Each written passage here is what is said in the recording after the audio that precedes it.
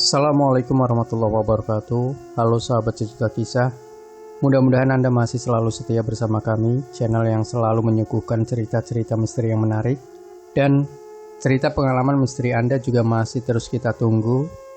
Kirim cerita misteri Anda via email yang sudah kami cantumkan di deskripsi maupun lewat WA admin. Dan durasi bebas, boleh 1, 2, 3 jam dan seterusnya. Untuk kali ini, kami akan berbagi sebuah kisah nyata misteri yang berjudul Rahasia Misteri yang Tak Terungkap. Sepasang uyutku adalah orang yang meninggalkan kesan horor. Setidaknya begitu menurutku saat kecil.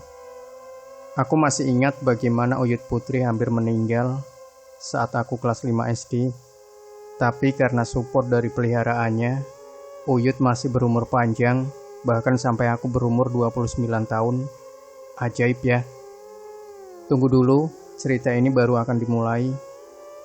Uyut Kakung adalah seorang yang cukup disegani di daerah kami. Karena Uyut mantan seorang pejabat di masa kolonial. Padahal Uyut Kakung orang pribumi. Uyut kadang mengaku beragama Hindu, tapi dia tak pernah pergi ke pura. Kadang pula beliau mengaku Islam, padahal sesembahannya bukan Tuhan. Uyut punya 8 orang anak. Nenekku adalah anak pertamanya. Nenek melahirkan ibuku. Adik nenek ada 7. Hal ini membuat nenek hidup mandiri sedari kecil hingga menikah dan hidup terpisah dari Uyut. Saat aku iseng bertanya, kenapa nenek dan kakekku tidak tinggal di rumah besar Uyut? Mereka menjawab bahwa Uyut punya banyak peliharaan, sampai membuat nenek tidak nyaman dan memilih hidup terpisah.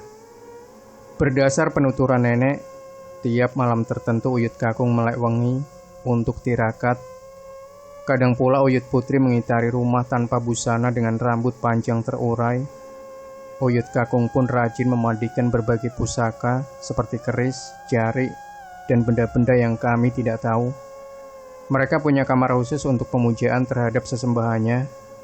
Entah apa, anak-anaknya tidak ada yang diberitahu. Uyut Kakung adalah orang yang keras dan temperamen, maka anak-anak tak mau ambil pusing mengenai hal itu. Sekian waktu berjalan, Uyut Kakung dan Uyut Putri masih melakoni ritual dan berbagai hal yang tidak wajar, seperti menyembelih ayam cemani atau mengkonsumsi didih, darah beku yang konon katanya bisa membuat panjang umur, entahlah. Ketika aku kelas 5 SD, kami para cucu dan cicit dikumpulkan karena Uyut Putri sakit keras. Di situasi itu aku melihat sendiri, Uyut merintih sakit dan pamitan kepada kami, seolah dia akan pergi selamanya. Tapi pada saat itu pula, aku melihat Uyut Kakung memberi minum air bunga 7 rupa, dan wajahnya Uyut Putri kembali sehat, segar, dan menyeringai ke arah kami. Seolah yang kembali merasuki raga itu bukan sepenuhnya Uyut Putri. Hari itu berlalu begitu saja, sampai akhirnya aku berumur 29 tahun dan sedang hamil anak pertama. Saat itu aku tinggal di ibu kota karena tugas. Ibuku dari kampung memberi kabar jika Uyut Putri kembali sakit keras. Aku pun hanya bereaksi seadanya karena teringat kejadian masa itu. Paling nanti juga sembuh lagi setelah dijampi-jampi Uyut Kakung, kataku pada ibu. Tapi ibu berkata, mungkin sudah waktunya Uyut diambil. Mengulur waktu hanya membuat tersiksa jiwa raganya. Aku tertegun. Benar juga, pasalnya umur Uyut sudah mencapai 90 tahun. Ibuku menceritakan beberapa hal menarik sepeninggal Uyut Putri. Siang itu ibuku baru pulang dari pasar dan hendak sholat duhur saat mendapat kabar bahwa Uyut Putri meninggal. Kronologi meninggalnya Uyut disaksikan oleh anak bungsunya, buleknya ibuku. Bulek berkata, saat itu dia baru saja menyuapi Uyut Putri makan siang. Cuaca saat itu mendung dan hampir hujan. Tangan Uyut Kakung tak lepas dari Uyut Putri. Hampir tak pernah Kakung pergi lama, paling hanya sekedar ke kamar mandi. Kakung terlihat sangat sedih karena kondisi Uyut Putri yang makin lemah. Tapi tiap diajak ke rumah sakit selalu menolak. Uyut Kakung menggenggam tangan Uyut Putri sambil menggumamkan jampi-jampi. yang kami tak pernah tahu doa apa itu. Bukan doa dalam agama Islam maupun Hindu. Entah siapa yang datang, tiba-tiba pintu diketuk keras dan beruntun. Tok tok tok, tok tok tok. Kakung geram karena mengganggu konsentrasinya. Kakung mencegah bule yang berdiri hendak membuka pintu depan. Kakung berdiri melepas genggaman Uyut Putri. Bule memperhatikan Uyut Putri. Tiba-tiba Uyut seperti tercekik dan menghembuskan napas terakhir. Di depan pintu Kakung menoleh kanan kiri karena tak ada siapapun di teras. Lantas, siapa yang mengetuk? Dari dalam kamar bule berteriak, "Innalillahi wa innalillahi roji'un. Bapak, Ibu pun sedo." Spontan Kakung berlari ke dalam rumah dan memeluk sambil menggoncang-goncang tubuh lemah Uyut Putri. Singkatnya, semua anak cucu terdekat mulai berdatangan, termasuk ibuku. Mereka berdiskusi jam berapa Uyut akan dimakamkan, dengan tata cara agama apa. Karena sebagian besar anak-anak Uyut beragama Islam, maka mereka sepakat untuk memakamkan Uyut dengan tata cara Muslim.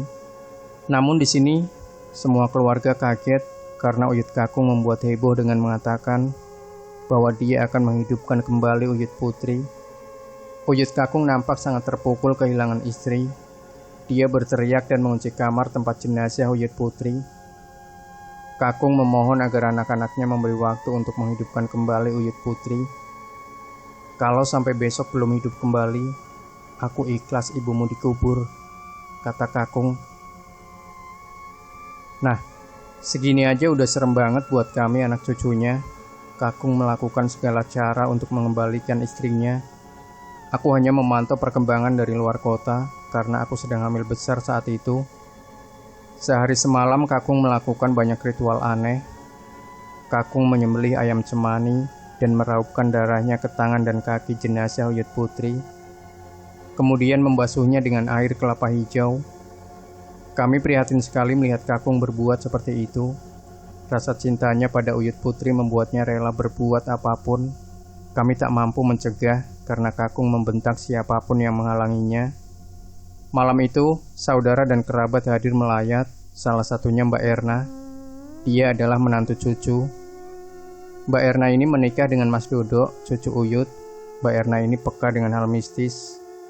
Selama berada di rumah Uyut, Mbak Erna ini tidak mau masuk ke dalam dan melihat jenazah Uyut Putri. Karena menurut penglihatannya, rumah itu dikelilingi makhluk tinggi besar bertanduk. Makhluk itu tersebar di sudut rumah, dan makhluk itu seolah tahu bahwa Mbak Erna bisa melihatnya. Saking takutnya, Mbak Erna pulang malam itu juga tanpa menginap. Malam itu semua anak cucu berkumpul dan kembali berdiskusi mengenai tata cara pemakaman. Karena ternyata Uyut Putri sudah menyimpan peti mati untuk kematiannya sendiri. Peti ini tersimpan di dalam kamar khusus yang hanya boleh dimasuki Uyut Kakung. Kami bingung apakah Uyut berkeinginan dimakamkan dengan tata cara agama Hindu atau tata cara agama Islam. Karena menurut penuturan bule, peti itu sudah disimpan selama 2 tahun lamanya dalam kamar. Akhirnya keluarga sepakat untuk tetap memakamkan dengan tata cara Islam, tapi tetap menggunakan peti. Jadi peti hanya digunakan sebagai pengganti keranda jenazah. Pagi hari, tetangga sudah berkumpul untuk gotong royong membantu pemakaman. Saat itu Kakung menyerah dan mengizinkan jenazah Uyut untuk dimandikan dan dikafani.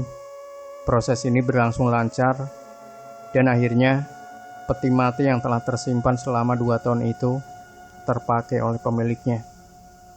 Proses pemakaman berjalan lancar, namun Kakung berulah lagi. Beliau bilang, peti ini tidak boleh dikuburkan, peti ini harus dibawa pulang dan disimpan lagi untuk hari kematiannya. Serem banget kan? Demikian sahabat sejuta kisah. Jangan lupa berikan komentar Anda, like, share video ini, subscribe channel Sejuta Kisah, dan nantikan kembali cerita-cerita misteri terbaru dari kami. Wassalamualaikum warahmatullahi wabarakatuh.